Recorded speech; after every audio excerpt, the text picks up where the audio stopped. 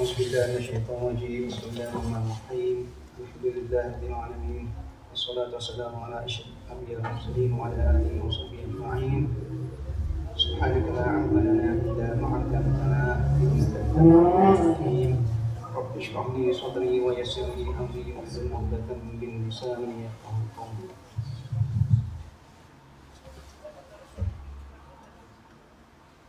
Assalamualaikum warahmatullahi wabarakatuh.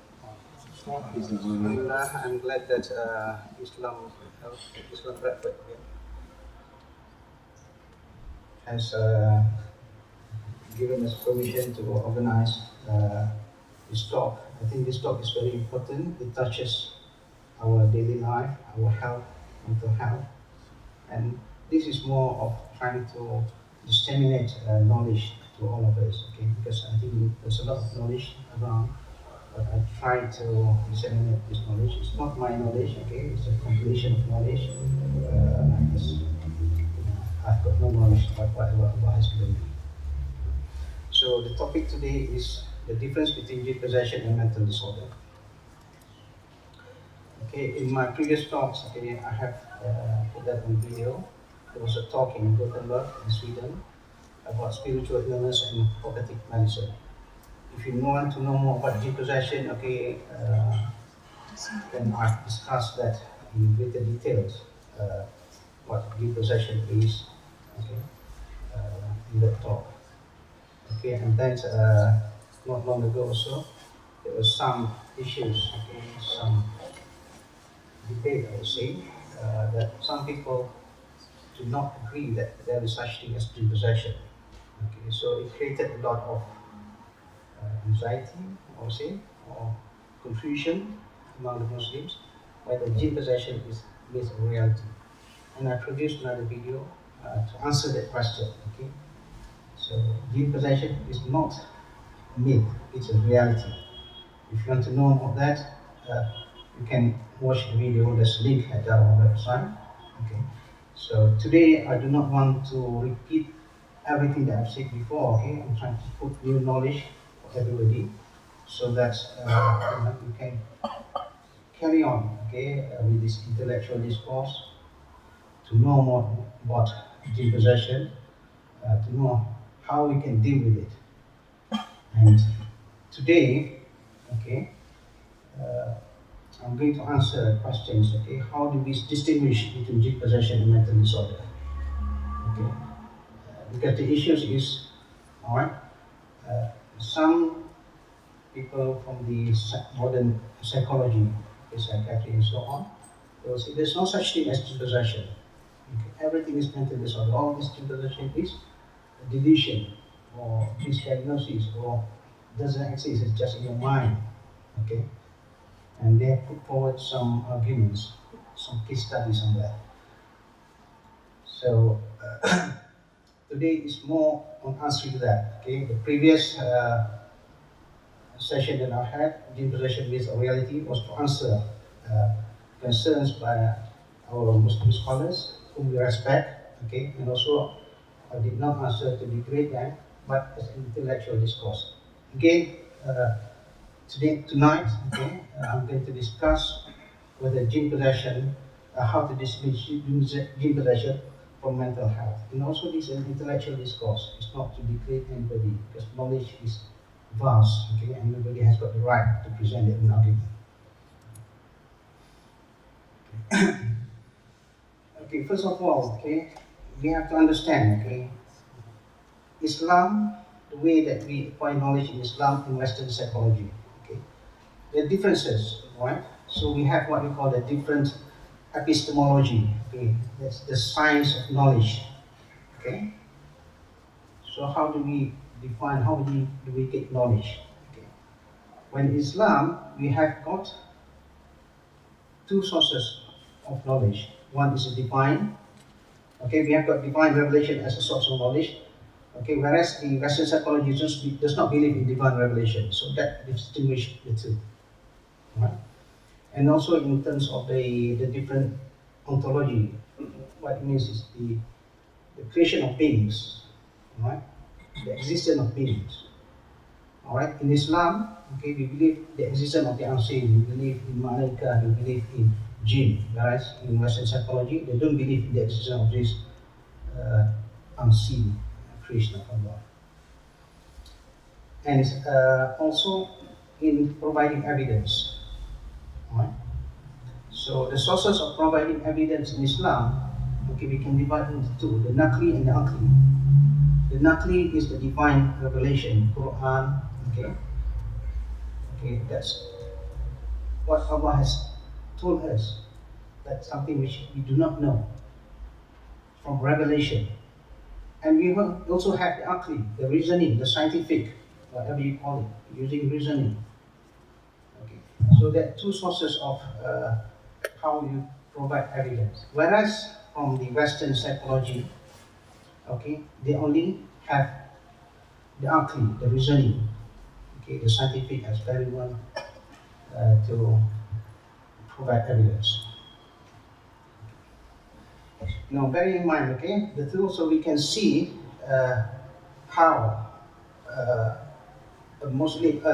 human is seen by these two different school of thought. One is Islamic and one is Western psychology. Okay, from the Islamic model, okay, we have the tangible and the intangible, and the same as Western psychology, and same as everything. Okay, tangible means that something which you can touch. Okay, and intangible something which is very abstract. You can't touch, you can't take a photo of. So in Islam, the tangible thing is the jasad, the body. Okay, in Western psychology, they also have the body, which they call soma. Alright? And intangible, alright? In Islam, we got three sources, three things. Okay, our ruh, our aql, as well as our qalb. Alright? Whereas in this Western psychology, they only have what they call the psyche. The psyche is just a mind. Okay, psyche is from the Greek word meaning soul. Okay, but it's being used differently. Okay, it means the mind. But it says it's mind. So, and in Western psychology, mind means everything is the brain. Okay, the mind and the brain are two different things. Okay, the mind is the abstract thing. The brain is a physical thing. Okay, the brain is something that you can see, you can take a photo of, but the mind is abstract. That's the difference between the mind and the brain. Okay. So, whereas in Islam, the thing that we can think by two ways. Okay, one is the one is the aql, which we call the intellect faculty. We can call the brain. The hard way is the brain, and the other is a qalb, okay, which is the heart. Okay. In the past, okay, when we talk about the qalb, we feel that can the heart think? Okay.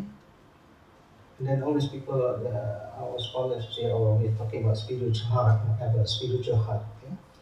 But recent research has found out that heart has got neurons. What are these neurons? These are brain cells. So the physical heart itself has got some brain cells. The brain thinks, according to science, through neurons. All right? The heart has got neurons, got 20,000 neurons. So, how do we know that the heart can think? It's through revelation. Our Prophet ﷺ said, okay? In our body, we've got the flesh, okay? It's good and it's good, and you're good, it's bad and you're bad, okay? So that itself, is a point that the heart can think, right? And this is an advantage. Okay, Islam, we have advantage of these sources of revelation, the divine source of revelation. So if you use that, then we're more advanced compared to science, to modern science. Right? Science will have to wait until the 21st century and only they find out that the heart is what neurons. Whereas we knew about that 1400 years ago.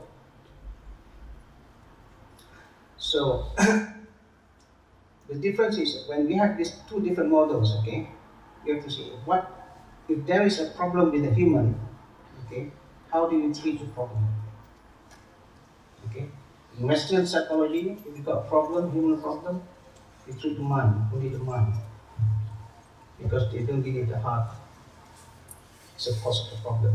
Whereas in Islam, we have the akal and the thought, the mind, as well as the heart. So you got problems, you have to treat both the heart. A disease of the heart, the disease or the problem of the mind. Okay? So that the model itself will determine how we want to correct, how we want to solve the problem of diseases or disorders. Now, so from there, we can build a model for gene possession. Okay, our jasad, is a vehicle of existence on earth. Okay, our jasad was created in the mother's womb. Put it that way. All right, our ruh was created long time ago, beginning of time. When Allah asked us, "Alas to be rabbikum?" We said, "Qawli bala shahidna." We created the ruh, was created well before our physical was formed, was developed. Okay, and our ruh will join the jasad, and then will depart the jasad from there. So the jasad is actually just a vehicle for our existence on earth. Right? The same with jinn. Okay, the jinn also has got jasad. Okay, that's why I say the creation of man from clay or earth or dust, okay? The jinn is from fire. Okay, so the composition is the creation of the jasad is different, but the ruh is different. Okay, we're talking about when Allah said man was created from earth and jinn from fire. Okay, it's referring to the jasad, the creation of the jasad itself, not the creation of the ruh. Right? And jinn is mukallaf. Okay, what does it mean? Okay, it's accountable. When you're accountable, what do you have to be accountable? You must have the akal, you must have the thought. Okay? We humans are accountable.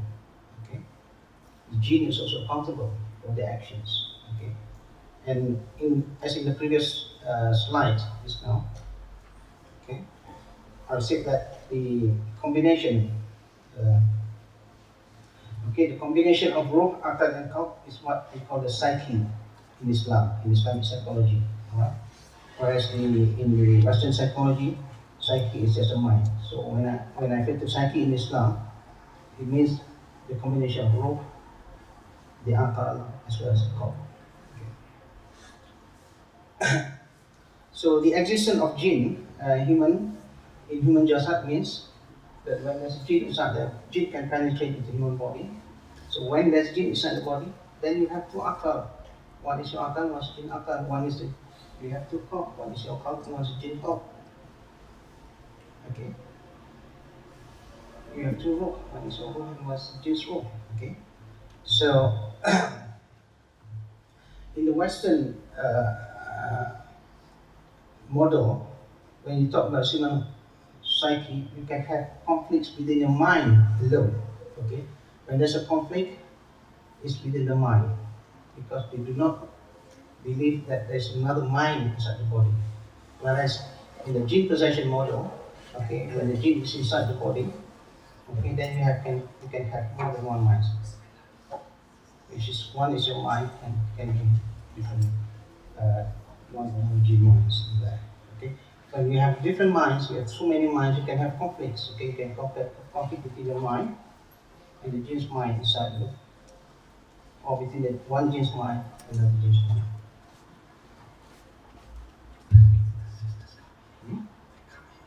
It's right here. The sisters. So if you speak a bit louder. Okay. Okay. All right. Okay. So in Western psychology, okay, the conflict within the mind is called what we call the intra-psychic conflict. Okay. Whereas in jinn possession model, we have the intra, which is what the Western psychology has or defined, and we have also the inter-psychic conflicts, okay, which is a conflict within the different psyches. Now, how do we diagnose anything? Okay, mental health, mental disorder, or deep possession. Okay. If you look at mental disorder, okay, how do they do? How do they actually diagnose? When you go to your psychiatrist, say you got depression, whatever. Okay, there will be symptoms to diagnose mental health, mental disorder. Or you have this symptom, and this symptom, or whatever. Okay, and they say, oh, this is your problem. This you have got depression, you got bipolar, you got whatever, whatever. The same thing we can apply. Okay, in Jinn possession, we can also use symptoms to diagnose Jinn possession. If you have these symptoms, 1, 2, 3, 4, 5, whatever, then there's a likelihood that you have got Jinn possession. In mental health disorders, they actually call construct. It's a concept. Okay, something you can't measure directly. Okay, a construct is something that a combination of things that you can't measure directly, but you can measure through symptoms, whatever. Okay, let's say, how do you measure intelligence? Okay, you put series of tests. Okay, and then say, oh, you're more intelligent than the others, and then put a scale of it. Okay, oh, your IQ is 120, and your IQ is 80, whatever. Okay, these are just the intelligence, just a construct. Okay, the same thing as depression. Okay, how do you measure depression? Okay, if you got the symptoms, if you exceed a certain value, okay, a certain number, then okay, I think you have got depression. Okay, so there are instruments in psychology how to measure some mental disorders. Right? And they use this instrument was developed through symptoms. Right? Some symptoms contribute more to this disorder, some less. Okay? So each symptom will have different score, its own weighting. Okay, when you combine, you add them up, say, and you exceed a certain score, yes, you have got depression. The same thing, we can apply the same thing as well. Okay, with Jinn possession, you've got this symptom, this symptom, this symptom, these symptoms, and we add up. Yes, I think you have got Jinn possession. Right? And in mental disorder, okay, a lot of the studies is correlational studies. Okay, what is correlational? Okay, correlational is you study something, you see a correlation, a link between that. Okay, but correlation does not mean causation. All right. I'll give you an example. Okay, let's say I do a study on male philosophers. All right, and the amount of hair they have. All right, and then I get a lot of samples of male philosophers, and I see that all these philosophers have got very little hair. Okay, or no hair. Okay, bald. So there is a correlation. I can come to a conclusion. Say there is a correlation between being a philosopher, okay, and having less hair. But doesn't mean that if you have less hair, you become a philosopher. Doesn't mean that okay, let's try to reduce your hair, and you will ultimately become a philosopher. So the correlation is not causation. Okay, so a lot of all the studies on mental disorder is correlational studies. Okay, so they say okay, there's a dopamine irregularity, what means a neuroreceptors in your brain, and it causes this disorder. Okay, but you can't say that. Okay, can we change that dopamine level and create a disorder? You can't. It's unethical. It's not possible. Okay, so just correlation.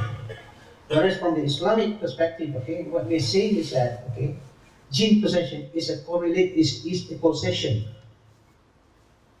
of mental disorder, not correlation. It's a causation.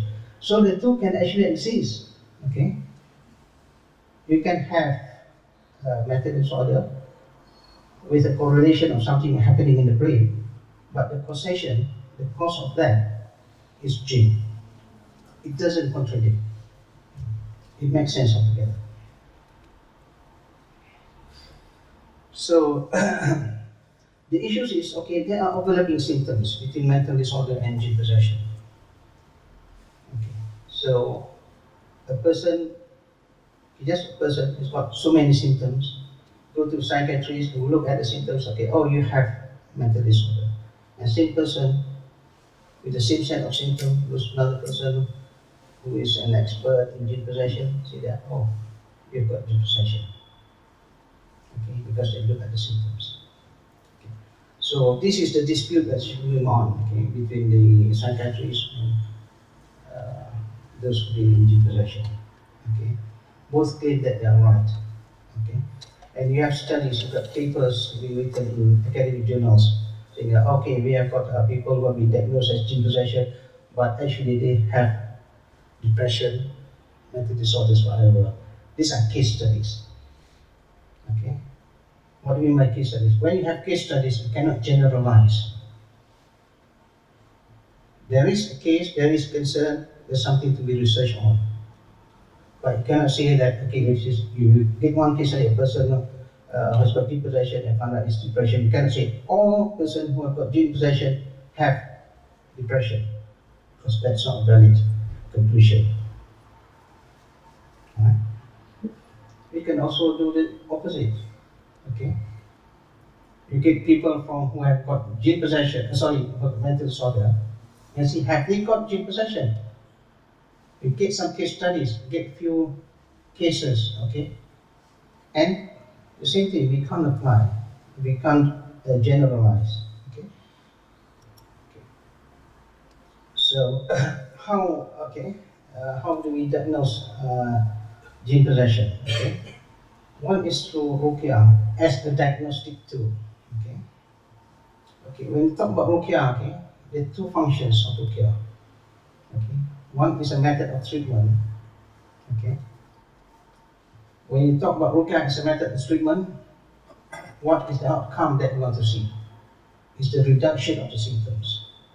When you treat someone, the symptoms will reduce. Okay. That's the outcome of Ruqyah as a method of treatment. And Ruqyah, the other one is Ruqyah as a diagnosis tool. Okay. What's the outcome of Ruqyah as diagnosis tool? It's reactions to Ruqyah. Okay. So there are many reactions. Okay, people can jump, whatever, can scream, and vomit, whatever. Okay, these are reactions to Ruqyah. Okay. So you have to really know. Okay, what is the Ruqyah for? When somebody goes for treatment, you want to diagnose the person, or you want to treat the person. Okay, a lot of the videos that we see, like something is Ruqyah as a tool, as a diagnosis tool, not Ruqyah as a treatment. You see people screaming, you see whatever, okay. That's not politics. It is about reaction. It's about diagnosis. Okay, this person has got Ruqyah, it's not about treatment. Okay. And this reaction to Ruqyah, okay, from the scientific point, okay, perspective, you can say is testing hypothesis. Okay. In science, as in research methodology, you can prove certain things through certain methodologies, and one of them is through hypothesis testing. Okay. And what you do is that there is a null hypothesis, you want to falsify, you want to prove that this null hypothesis is false. If the null hypothesis is false, then the other must be true. Okay. So what Ruqyah is doing as a tool, okay, you're testing the null hypothesis that someone with jinn possession will not experience any negative reaction to Ruqyah. So you have that hypothesis that if someone with jinn possession, he will not experience any negative reaction to Ruqyah. And you do read on person to Ruqyah, and then the opposite happens. There is reaction. So what you do, you reject the null hypothesis, and you accept the alternative hypothesis, which is someone with jinn possession will experience one or more negative reactions to Ruqyah. And the beauty of this is that it's repeatable. Okay, and you can get different people to read on the person, and you still get negative reaction. Okay, so that's what we call a valid instrument. Okay. Okay. What are the negative reactions to Ruqyah? Okay, there are many. All right. Some of them. Okay. Vomiting, aggressive behavior, sleepy, struggling to vomit, feeling hot, feeling burning hot. Okay, and just define these two different things. One is feeling hot, one is burning hot. Feeling pain, feeling sharp pain, really sharp pain. Okay, so two different degrees of pain. Unexplained sadness, screaming, breathing heavily, anxious, headache, sinister laughing, unconsciousness, excessive burping, extreme tiredness. Extreme tiredness like as if you have gone to a gym. Okay, but it's just a Ruqyah recitation, and suddenly the person will feel that extreme tiredness. Unexplained swearing. Okay, the person never swears, suddenly swears. Strong pulse in stomach. Jinn spoke. Jinn spoke means that the person, everybody around will know that it's not the person. Okay, you can differentiate that the personality is not the person. Or Jinn communicated using signs. Or Jinn communicated using thoughts in the person. The person will get thoughts, but he knows that it's not his thoughts. The eyes flickering excessively, unable to say the two kalimat shahadah. Some can say Ashhadu la ilaha illallah, but when it comes to the second one, maybe they can't say, or can't say both altogether. Okay, well, even though the person is a Muslim, has been saying that so many times, but during session Ruqyah will not be able to do that. Felt movements in the body, involuntary muscular movements, and these are some of the reactions which are popular, being used by a lot of those who do Ruqyah. Okay, to say that okay, there is concern that this person has got a Jinn possession. Okay, so if you want to be strict, you want to reduce the the error of misdiagnosing, then you can reduce the set. Okay, let's say instead of feeling hot as his symptoms, you just get hot. Only feeling burning hot, let's say. You take the more severe ones. Okay, the more severe you take, then the greater chance that everything is correct, rather than including some borderline cases where it can be Jinn possession or it can not be Jinn possession. Okay. So from that side, you can actually reduce it to define strict criteria for defining what is Jinn possession when it reacts to Ruqyah. When I say negative reactions, it's negative reaction. Okay, positive. You can also get positive reaction. Positive reactions are not considered as symptoms of or signs of Jinn possession. Somebody feels happy when hearing the Ruqyah, feels so calm. Okay, these are positive reaction. Okay, so that's reaction, but positive reaction. So that's not a sign of Jinn possession. So I've said just now. Okay. A lot of papers or psychiatrists, those in the mental health, take cases of people who have been diagnosed with Jinn possession, and then say they did study, and then they say, oh, this is not Jinn possession, but it is actually mental disorder. We're going to do this the opposite. Okay, what we're going to do is take people who have been diagnosed as having mental disorders, and say they have been diagnosed, okay, by psychiatrists. Okay, this is, I've got three cases here. One is this person who has been suffering schizophrenia for about 20 years. Okay, what we do is we take a thermal image. Okay, a thermal image. Okay, thermal image measures the temperature of the body. Okay, so if you can look at that. Okay, sorry. If you can look at the image before Ruqyah and compare it to one after Ruqyah, you'll see that the body temperature has increased, especially the legs. Okay, the whiter it is, the hotter. Right, so the image has been scaled that way. Right, so if you see more white, then it is hotter. Okay, initially it starts with normal, and after Ruqyah, the temperature of the legs has increased, and even the heads and back has increased as well. The same as somebody who's been diagnosed as having epilepsy, all right? Before Ruqyah and after Ruqyah. And after Ruqyah, you can see the feet has become hotter, the hands has become hotter, and the head has become hotter as well. So as I said, this one of the negative reactions, right? So I simply I chose thermal effect because you're using an instrument which is which is valid, which cannot be disputed. Okay, it measures what's supposed to measure. If somebody screams, you can say that that person is pretending, right? People can dispute that. Okay, but with thermal images, nobody can dispute that the temperature has increased. Another case of depression. Okay, this girl was diagnosed as having bipolar, and then after some time the psychiatrist said, "I don't think it's bipolar, it's something else. I think you have depression." Okay, same thing happened. Okay, before Ruqyah and after Ruqyah. After Ruqyah, you can see that the whole lower abdomen of the legs is hotter than before. So it reacted to Ruqyah. There is a negative reaction to Ruqyah. So what does this mean then? This means, okay, that in all three cases, okay, the Ruqyah, after Ruqyah, the three people, okay, had negative reactions. And you can say that these are signs of Jinn possession. Okay, one of the symptoms of Jinn possession, one of the way that how we diagnose Jinn possession. But still, we can't generalize. We cannot say that everybody who has got depression has got Jinn possession. We can't say everybody who has got schizophrenia has got Jinn possession.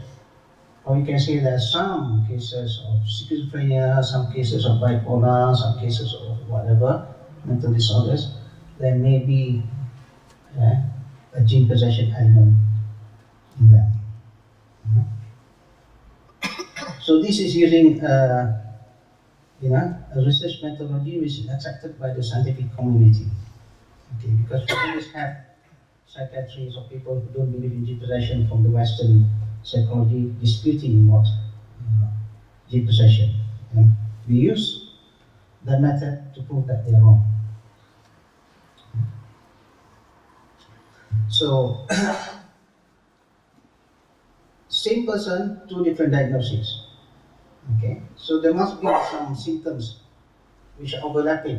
Okay, one side will only see one symptom, one set of symptoms, and the other side will only see just a second set of symptoms, and they have different diagnoses. Okay, so how do we address that? Okay, so we can also look at how do we define Jinn possession. We have to look at symptoms. We want to use the Western way to beat them at their own game. Okay, we look at symptoms. Okay, so I've taken here, okay, symptoms from Wahid Abdul Salam Bari, which is, I think, a lot of people who in Ukraine knows. Okay, a prominent writer, a prominent person, globally known in the field of Ruqyah, field of Jinn possession, because a lot of his book has been written in Arabic, and translated into English. All right. And also I've taken Haruddin Hafiz. He's a Malaysian. Allah Yarham. Okay, he died. He passed away about 1 year ago. Okay. He's very well known in the Malay world, and with a lot of knowledge, with more than 4 decades of experience in Jinn possession and treating Jinn possession. Okay, and I've added some symptoms from our experience as well. Okay, so the color-coded them, the black ones are common. Okay, so you have these two people, Wahid Abdul Salam Bari, have a set of symptoms. Okay, we have this set of symptoms, then you have Jinn possession, and we have got Haruddin say that, okay, we have this set of symptoms, then you have Jinn possession, and they're overlapping, and some don't overlap. Okay, So the black ones are the overlap, inability to fall asleep, frequent headaches, aversion from remembering Allah, absent-mindedness, this is just by Wahid somebody, but not by Harudi, laziness, seeing things, hearing voices, these two from Harudin, but not defined by Wahid Abdul Salabari. Paranoid, they will dreams, okay, they will dreams, dream from falling from high position, both agreed. And then Wahid Abdul Salabari says that, okay, then the four more. Dream of filthy place, dream of deserted road, dream of ghosts, dream of strange features. And then you got dream of poisonous animals, dream by both. And we have added another one, dream against Islam. Means you come, you're a Muslim, but you dream something you do against Islam. And that's Harudin put more seizures, extreme anger, extreme tiredness, loss of meaning of life, loss of appetite, loner, loss of ability to focus. Then we have a common one, unconsciousness. Harudin added frequently anxious, common sleep paralysis. And then we have white belly as actually the problem with sleeping, laughing during sleeping, crying during sleep, grinding teeth during sleep, moaning during sleep, sleepwalking, and that from our experience, okay, we added for more feeling suicidal, ill thoughts, doubtful of Islam, strong feeling towards Islamic animals. Okay. So we started with 434 symptoms to be analyzed. Okay. So this is a bit technical. Remove all the figures. Okay, I just want to give you a brief overview because it's a general presentation. We did analysis using quantitative approach. You see, quantitative approach, you got a lot of samples. With quantitative approach, you can generalize. Unlike case studies, which case study you can't generalize. Okay, so you've got a lot of data, then you can at least make some conclusion. Okay, and sampling is focusing on this. Okay, we got 188 participants, 188 people who came for Ruqyah. These are only people who are Muslims and age 18 or over, 80 plus, not below that. Okay, because you just advise that. Children might react differently. And out of that 1,088, only 530 participants, 530 people who came, reacted to Ruqyah using a strict criteria. Okay, I've mentioned the negative reaction just now, so we remove some of the reactions. So we want to make sure that okay, these are really come from this. We are confident that they have Jinn possession. So trying to remove the ambiguity, the borderline cases. Okay, and the analysis is using statistical analysis. For those who are interested, is exploratory effect analysis on the 530 people whom we have diagnosed as having Jinn possession. Okay, we want to see what is actually common, what are the common symptoms in those who have been identified as having Jinn possession. We want to analyze the symptoms in them. Right? Okay, the data is valid, sampling is adequate, and all the statistics is in place. Okay, it's significant. All right. So when we did the analysis, okay, alhamdulillah, it come nicely into what you call factors, into groups. Okay, you started with randomized symptoms, and it groups it together. Okay.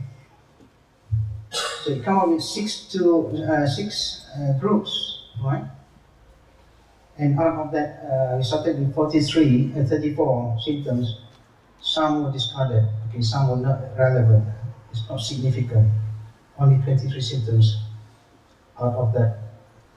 Only 23 symptoms out of that were significant, okay? So, one is abnormal thoughts, paranoid, ill thoughts, loner, inability to focus, okay? And then we got dreams. It groups the dreams all into one. Okay, dream falling, all the dreams, and we got a faith delusion. Okay, doubtful of Islam, strong feeling towards non-Islamic elements, loss of meaning of life, feeling suicidal, and we got sleep disturbances, crying during sleep, laughing during sleep, and we got hallucinations, seeing things, hearing voices. We got low mood, extreme tiredness, aversion from remembering Allah, laziness, absent-mindedness. Okay, so that different groups there. Now when you look at this group, okay, then you can probably see it. Okay, from the mental health point of view, okay, the mental disorder probably the one with the brown ones, okay, abnormal thoughts, sleeping disturbances, hallucinations, low mood. These are signs of mental disorder. All right. Whereas Wahid Asabani and Haruddin define dreams, okay, the abstract activity of the brain during sleep, okay, as part of the symptoms. And you see that these are the dreams, which indicates that there is deep possession. And then you look at the face delusion, the of Islam, somebody who's a Muslim who really believes in Islam, but somehow or other, it doesn't reconcile. I find it difficult. Why am I feeling doubtful of Islam? I don't want to doubt Islam. I believe in Islam, but I can't. That's because of the conflicts. As I say, the inter-psyche conflict between the Jinn psyche and the human psyche, causing that doubtful Islam. Okay? Or the strong belief towards non-Islamic elements, like you believe you like the cross or church, whatever, and you can't rationalize. These are things you can't rationalize. Loss of meaning of life. I want to be Muslim, you're trying to pray, whatever, but you just lost meaning of life. Or feeling suicidal. There are people who have deep possession and thoughts come up, say like, jump up the window. I don't want to jump, I know it's haram. Why should I jump? But the thoughts keep on coming, asking him or her to commit suicide. And that person couldn't rationalize. So these are faith delusion. You know that it's haram, you know that it's not right, but yet you get it. Alright? If you have a reason, that's a different matter. Okay? If you're feeling suicidal because you got a lot of debts or whatever, that's a reason for it. But we are talking about when we're talking about the symptoms which are irrational. Okay? You can't explain. Alright? So, how do we diagnose deep possession? Okay. A lot of people use symptoms and say, okay, and these are common, okay, you take care, okay, you have the symptoms, okay, then you have. But we also need to combine all these, not just symptoms, okay, we need to combine the narratives, okay, narrative, what do you mean narrative? You have to ask the person, okay, what happened, when it happened, and a lot of things. You have to look at the history of the person to confirm, okay, to know that whether the symptom is genuine, okay, whether the symptom is rational or irrational, there is a reason behind the symptom or not. Okay, if the person is sad because of his reason, that's psychological. But if the person feels anxious for no reason, whatever, couldn't rationalize, whatever, then you think that's a symptom. So you have to look at narratives, the story of the person, to validate the symptoms. And then you can use Ruqyah as a diagnostic tool. Okay? Don't just use Ruqyah as a diagnostic tool. There are people who want to diagnose, okay, let's just Ruqyah without asking questions, and then if you jump or you scream or whatever, then you have got deep possession. Okay? Because you're prone to error. So you have to, to counter-check your assumptions. Okay? And then we can have an instrument which is not developed yet, but in the process of development. Okay? Same as any psychometric instrument used in the mental health profession, okay, to measure the likelihood of diagnosis of deep possession. Inshallah, we will introduce this later, okay, when we have developed it and validate, okay, because the instrument has got to be validated. Alright, and when it's validated, accepted, it will be accepted by the scientific community. Okay, that's the task which we are still doing. Okay, it's still in process. Okay, but by combining all these methods of diagnosis, then you can be sure that okay, yes, there's concern that this person has got Jinn possession, right?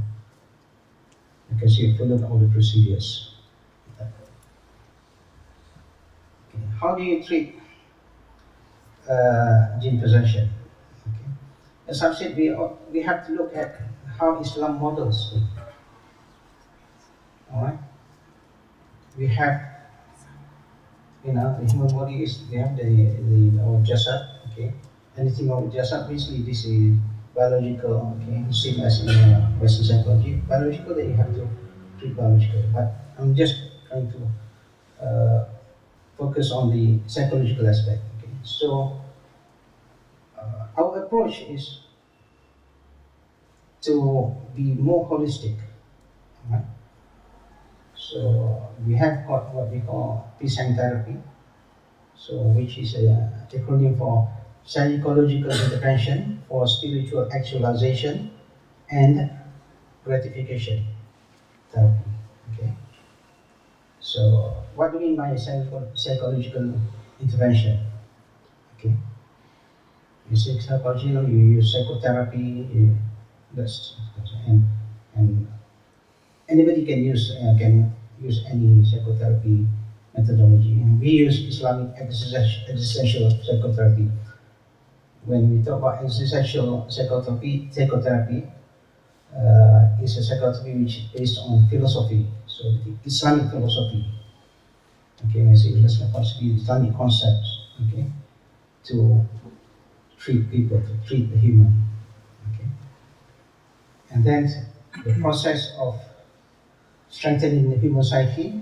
When you see this human psyche, what do you mean?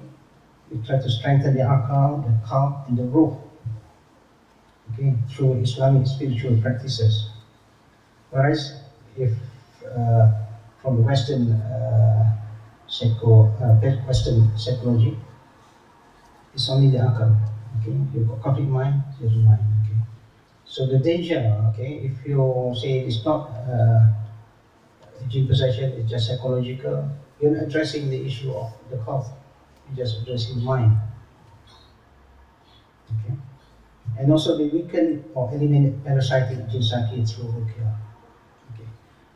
So through Ruqyah, okay, because a person with Jinn possession has got Jinn psyche inside this. Through Ruqyah, you can actually assist the person in weakening the Jinn psyche, weakening the Jinn or eliminating the Jinn. The Jinn feels too painful, not worth seeing that, you just run away. Okay, but that doesn't make the person strong.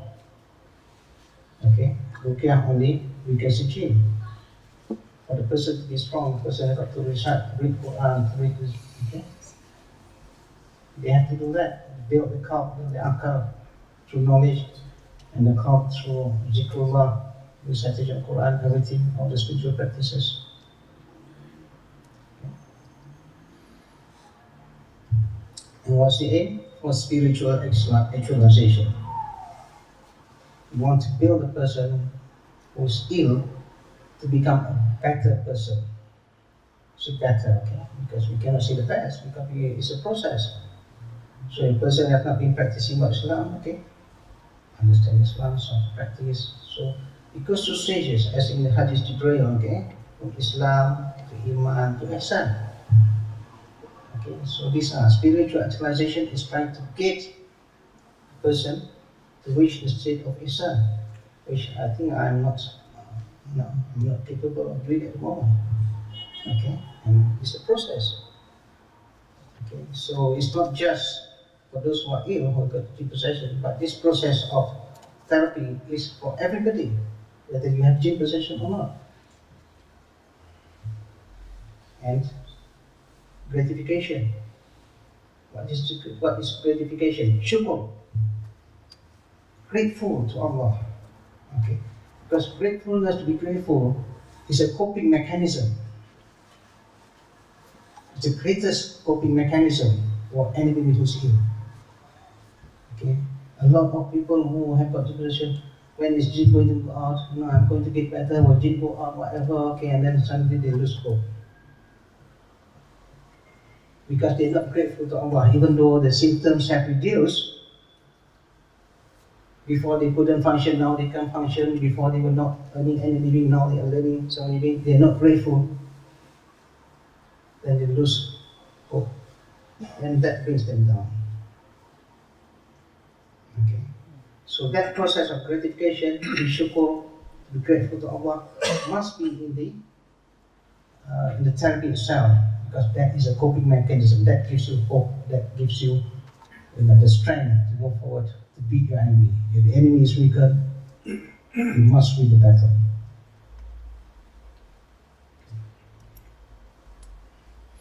So, what are the consequences of misdiagnosis? Okay. If there is Jinn possession and we say that it's not Jinn possession, it's just psychological, then you're not treating the underlying causation of Jinn possession. Okay. The Jinn which causes the problem is not being treated. Okay. Let's say in your room, okay, every night some rats, pee and makes the room dirty. The underlying the causation of the room became dirty and smelly because of the rats. And then what you do is just you see that correlation between bad smell and you want to treat it by spraying some air freshener. So every now and then spray air freshener. You're not. Yes, you can function. You can do some work there by spraying air freshener every now and then, but you're not removing the underlying cause, which is the rats. Let's say, okay, the same thing. Okay, with anything which has an underlying Jinn possession, if you don't address the underlying Jinn inside the body, then you're not going to win that battle. You'll forever be on medication until the end of your life, because the underlying problem is not treated. Okay. And late treatment of Jinn possession can complicate recovery. Some disorders are not diagnosed immediately. Let's say schizophrenia. Okay, a child may be hearing voices at the age of 15, but get diagnosed at the age of 20. It's a long gap. And a lot of things happen. Okay. Whereas if we know that, okay, that's probably a possibility of a Jinn possession at the age of 15 and you treat that inshallah, you don't get that problem in the later days. Okay, the earlier you treat, the higher chances of having recovery. Okay. So to deny Jinn possession is to deny treatment at this early stage. And that's a very dangerous thing to do. Okay. And in some cases, okay, I've seen just now that the aqidah, the faith delusions, okay. If you don't treat it early, then the person might even goes out of the fold of Islam. When the Jinn inside, as he wants to deviate the person, putting all sorts of suggestions, shirk and whatever, and then the person just gives up and then do shirk and goes out of the fold of Islam. It can affect the aqidah. Okay? So the earlier you intervene, the earlier you diagnose and get some treatment, okay, the better it is. So you can avoid problems of the later days. Okay. So these are just some of the consequences. Obviously, there are many. Okay, but I just want to highlight these three. Okay.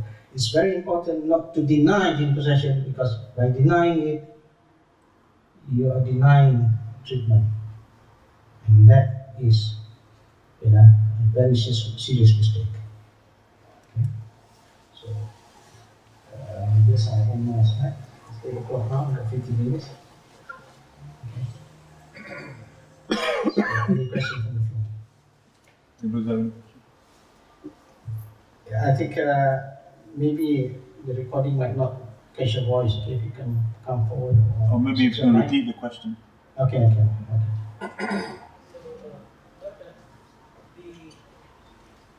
Jinn possession in a dream and in actual reality that we see? Is it correlated? I mean, meaning to say that person who is normal during the daytime and he is only, at the night time he is like, in the dreams he is like possessed. So how do you say that he is the same as who is possessed during the daytime, or he is like only during the night time? How is that? Okay, the question is, how do you differentiate a person who is possessed during the day and someone who's Not possessed during the day. He's normal. He is normal during the daytime. Only at night, then sometimes at night, then he is possessed in the dreams or in the dreams. Okay, if it's a dream, it's a dream. Okay, if the person is dreaming, okay, then that's considered as dream, then not considered as possession. Okay, when you sleep, okay, you're not accountable for anything. Okay, so it can happen. Okay, if you kill somebody else, okay, then you're not accountable for it. And because your akal, your psyche is not there. But still we say that the person was possessed during the dream. If that's the reality, right? The jinns can come in the humans, the dream. So we have to consider this as symptoms, right? Symptoms, and then because to define deep possession, you can't just simply say, when you got one symptom, then you have deep possession. That's a dangerous thing to do. So that's why you have to have many symptoms, and then with that many symptoms, it gives you a level of confidence that, okay, this is deep possession. You don't want to simply say, yeah, you have got deep possession, deep possession. Okay, I think that's what's happening, and that's what causing disrepute. Okay, people are disputing your deep possession because so many people diagnose deep possession so easily. Okay, you have to tighten the criteria. If there's a dream, there's dream. Okay, this is a concern, this is a symptom. We look at other symptoms, and when there's many other symptoms, and then we can diagnose it with deep possession. Is mental health always associated with jinn possessions, or they stand alone? Is mental health always associated with jinn possession, or it's not? Or they're separate? There's an overlap. Okay. First of all, if you look at the definition of mental health. Okay, mental health is if you don't achieve your full potential, all right, then you have mental health problem. Okay, so many people have got mental health problems, okay, because we can't achieve our full potential. Okay, and according to figures, okay, 1 in 4 person experience mental health problem during their lifetime, or some say during every year.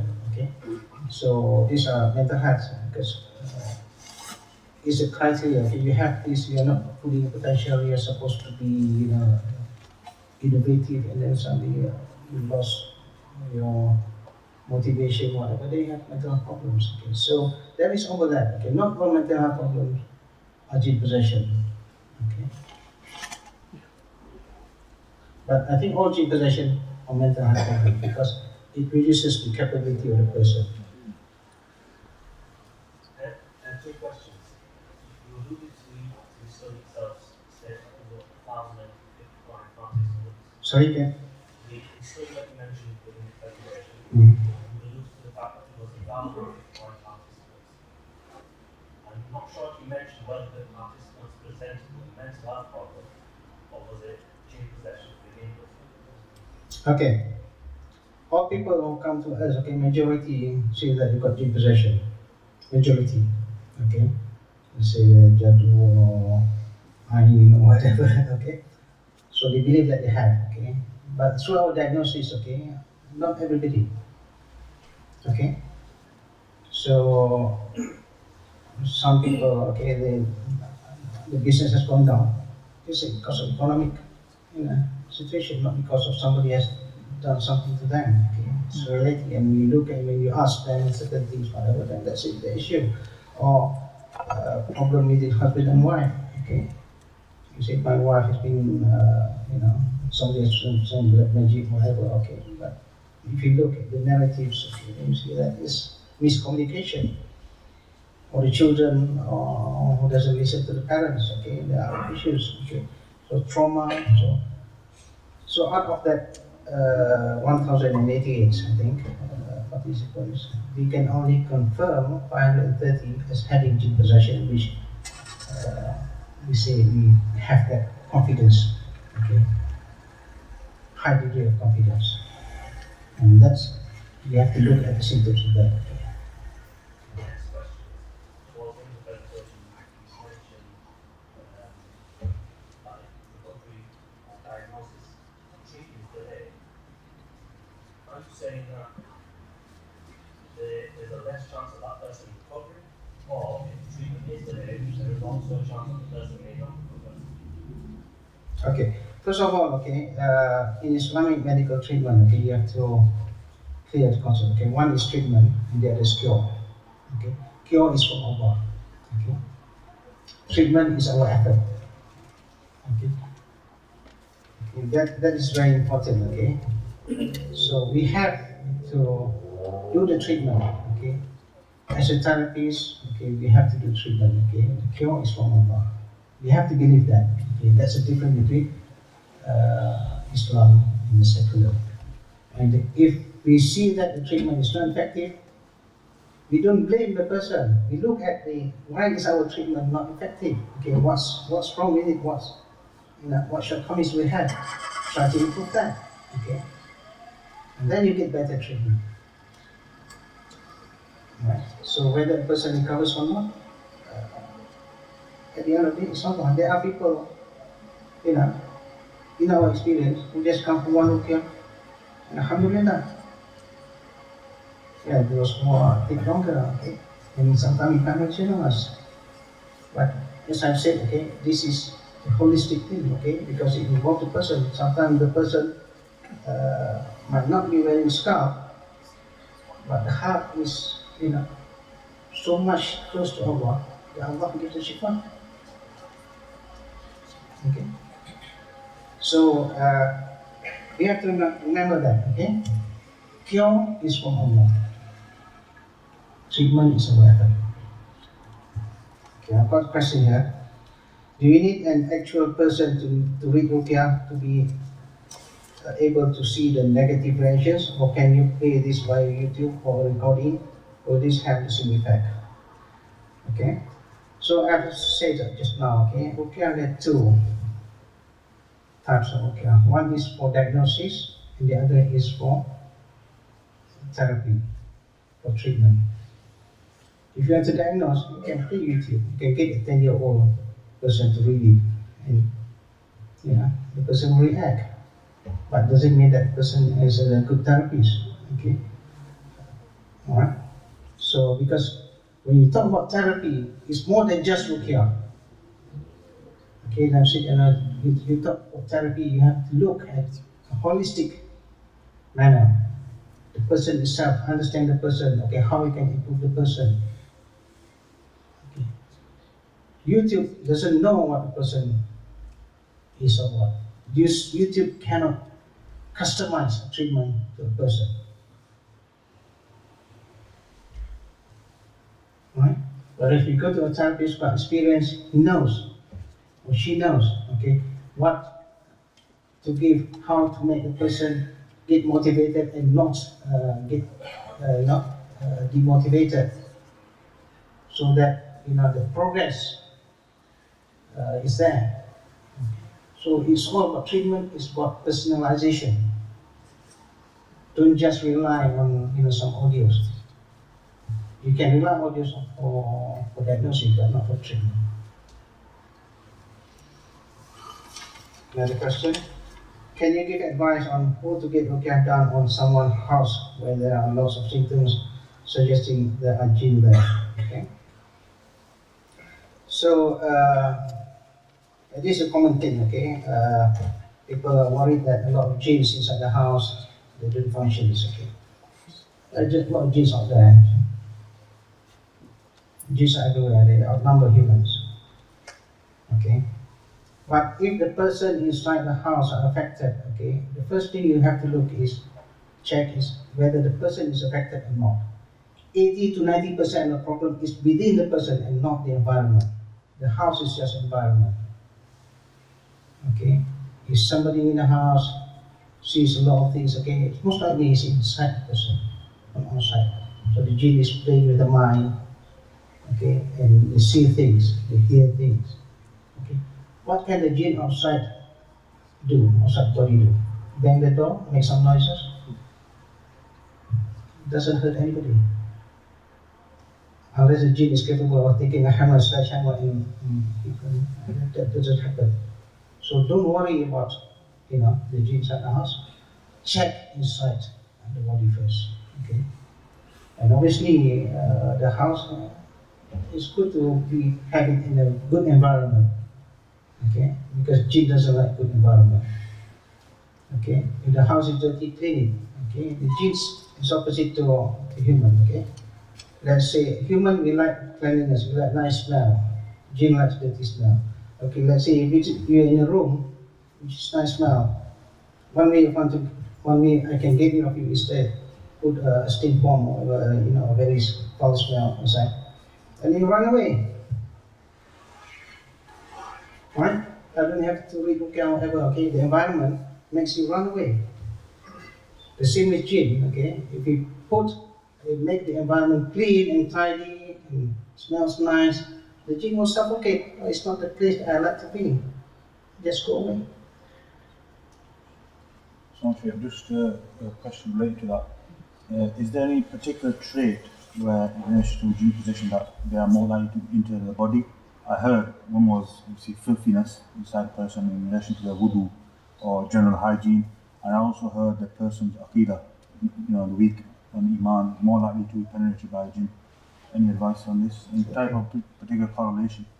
So okay, these are related to jinn possession. Okay, so it's a different topic. Okay, itself. Okay. The question is there any jinn? Particular trait or any trait? Okay, a person in wudu then is less likely to get possessed. Yeah. Particular sort of things. Okay. So it all depends. Okay, because jinn can enter human body for different reasons. Many reasons, not just one reason. Okay. Why does a jinn enter human body? Because maybe of revenge, because of love, because of just want to deviate Bani Adam. Okay. So sometimes a person will take all the precautions, okay, but somehow or other Allah wills that these precautions, these defenses have been breached by the jinn, who's very determined and possess a person. So we have to take precautions. It's just our PC, we put antivirus, but yet every now and then, okay, that can be breached, the defenses can be breached. Okay, so our effort is to build our defenses, okay, but if Allah wills, our defenses are breached, we can't do it.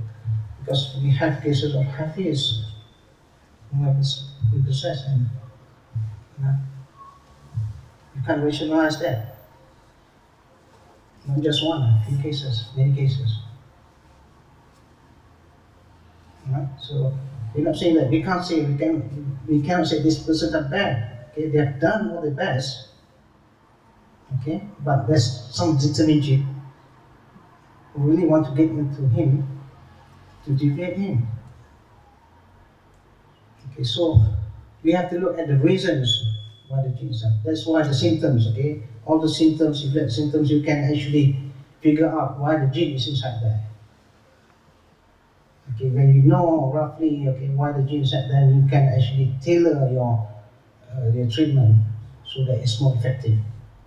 Symptoms is not just for analyzing, so saying that that's important. It's also for customizing your treatment.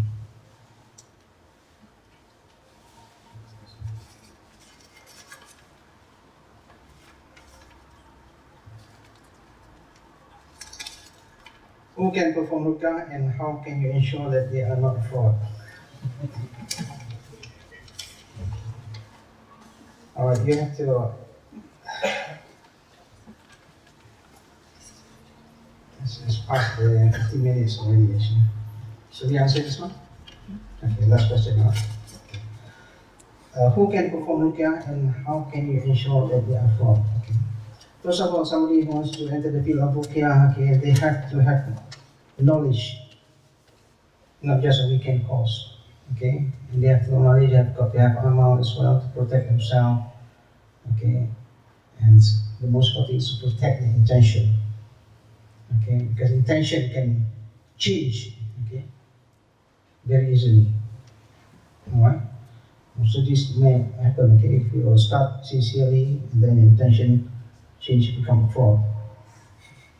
All right, so it's very important. So this is why anybody who wants to feel the field of enters the field of Ruqyah, they have to uplift the amal. Okay, always remind themselves in the circle of remembrance that the intention is not changed.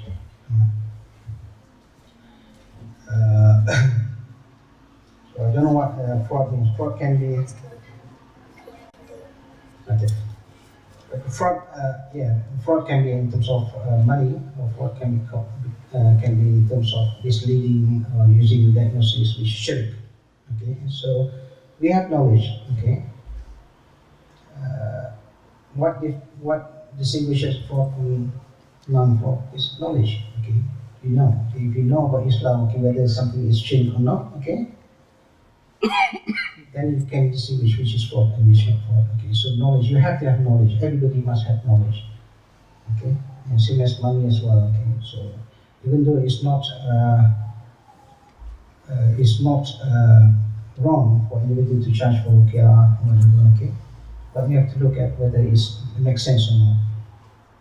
Okay, just like we go for psychotherapy. Okay, it's not wrong for anybody to charge for the services for profession.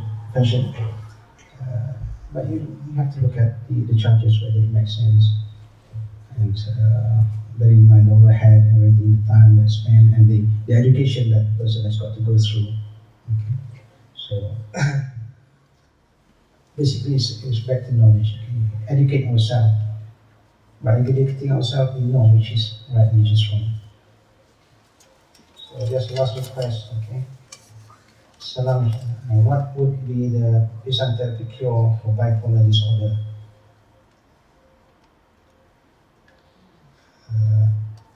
What's this?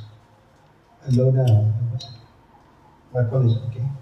I have dual diagnosis. My Ruqyah has assured me it's mental health problem over Jinn possession. How do I access? Okay. I think this person, okay, she has got bipolar. She been diagnosed as having bipolar, but the Ruqyah says that this mental has nothing to do with Jinn. Alright? And we got a lot of these cases, okay? So you have to look at the background of Ruqyah itself, the educational background as well, okay? Because it's easy, okay, for somebody to say that it's a mental health problem, it's not a Jinn possession. Claiming that you know about mental health when you don't know about mental health. Or the other way around, okay? You claim that you know about Jinn possession, but you don't know about Jinn possession. So this is why I think anybody who wants to be into the field of care, they have to be transparent. Okay, don't hide your credentials. Okay, if you don't hide your credentials, follow like the Western system, okay, the psychotherapists, whatever doctors, they don't hide the credentials. So people know that, okay, they will do something or decide on something based on the knowledge that they have learned.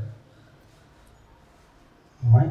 And then you have that confidence, okay, that the diagnosis is correct, okay, it carries weight. If somebody just say, comes out of nowhere and says, okay, is mental health not whatever, and they don't even know what mental health is. Never studied about mental health, mental disorders.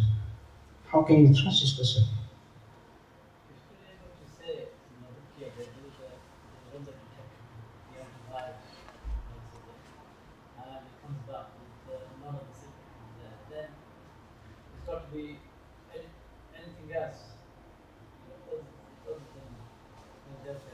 Okay, just summarize. Okay, you say that when you do Ruqyah, there's no reactions. Yeah.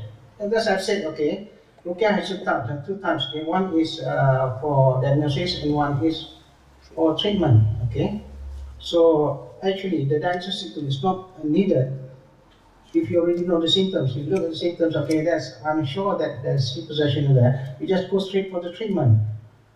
The intention is for that. You treat, not to bring up the gene to say that, okay, yeah, confirm it. You already know.